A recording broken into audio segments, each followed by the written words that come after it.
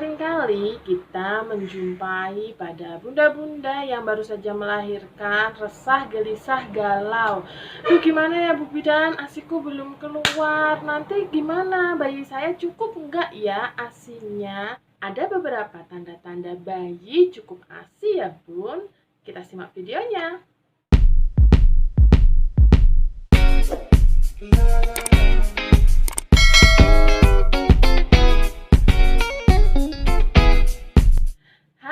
Assalamualaikum warahmatullahi wabarakatuh. Bertemu lagi dengan saya, Bidan Ariska. Halo Bunda, gimana kabarnya? Semoga dalam keadaan sehat dan bahagia selalu ya. Di video kali ini saya akan membahas tentang tanda bayi cukup ASI. Tentunya untuk para bunda-bunda baru yang baru saja melahirkan, pasti galau ya Bun kalau ASInya belum keluar 1 hari, 2 hari belum keluar. Itu normal, tidak apa-apa ya Bunda. Tapi ada pun ciri-ciri bayi kita cukup ASI itu saya akan jelaskan di video ini ya Bunda. Happy watching. ASI itu begitu penting bagi bayi ya Bunda, karena minuman yang terbaik untuk bayi adalah ASI, air susu ibu. Adapun pengertian ASI eksklusif itu adalah bayi yang diberikan hanya ASI saja tanpa tambahan apapun kecuali obat-obatan yang diberikan oleh tenaga kesehatan.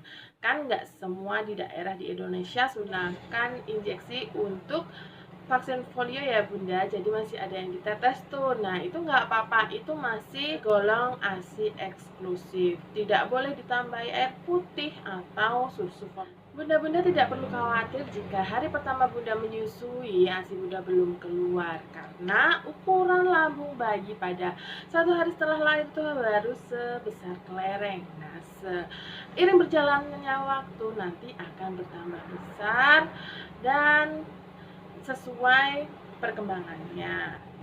Kita bisa melihat tanda-tanda cukup ASI bayi itu. Yang pertama yaitu kita lihat buang air kecilnya ya Bunda. Tapi jangan khawatir kalau hari pertama baru 1 kali pipis, itu wajar kok Bun, karena memang ASI yang baru kita produksi memang masih baru sedikit dan yang dibutuhkan oleh bayi kita juga masih sedikit. Jika 2 hari 2 kali, 3 hari 3 kali, sampai nanti 5 hari itu mulai 5 kali dan 6 kali. Nah itu sudah normal ya Bunda, karena tanda kecukupan ASI itu bayi pipis atau buang air kecil 6 kali atau 6-8 kali per hari. Cara mengetahuinya lebih baik kalau newborn baru saja melahirkan, kita bisa memakaikannya popok kain ya Bu. Jadi kita bisa mengetahui berapa kali nih bayi kita pipis. Yang kedua adalah berat badan bayi naik setiap bulannya. Nah, memang di awal-awal kelahiran berat badan bayi itu memang turun di 2 minggu pertama ya Bun. Tapi itu memang wajar karena 2 minggu itu adalah masa adaptasi bayi, dimana di dalam perut bunda bayi kan sudah menerima makanannya sendiri lewat plasenta. Nah setelah ia keluar dia harus menangis, dia harus minum, berusaha ngenyot. Jadi memang akan terjadi penurunan, tetapi penurunan itu tidak berbahaya jika tidak lebih dari 10% berat badannya waktu lahir. Nah, contohnya, kalau berat badan bayi Bunda lahir 3,5 kilo nih, tidak boleh turun lebih dari 350 gram. Berat badan bayi Bunda akan kembali naik secara bertahap bila ASI Bunda cukup, cara meneteknya baik, nanti akan kembali lagi setelah 2 minggu. Akan bertambah 500-1000 gram setiap bulannya. Yang ketiga adalah perbedaan payudara ketika sebelum dan sesudah kita menyusui ya Bun. Biasanya setelah kita menyusui dengan teknik yang benar, payudara kita akan terasa kosong dan lembek. Nah kita harus lihat nih sebelum kita menyusui dan sesudahnya. Kalau payudaranya tetap sama-sama tidak ada perubahan, itu kita harus benahi lagi ya Bun perlekatannya. Ya berarti itu walaupun sudah lama menyusui tapi kok payudaranya masih sama, itu tandanya teknik menyusuinya belum benar ya Bun. Jadi kita harus belajar teknik menyusui lagi.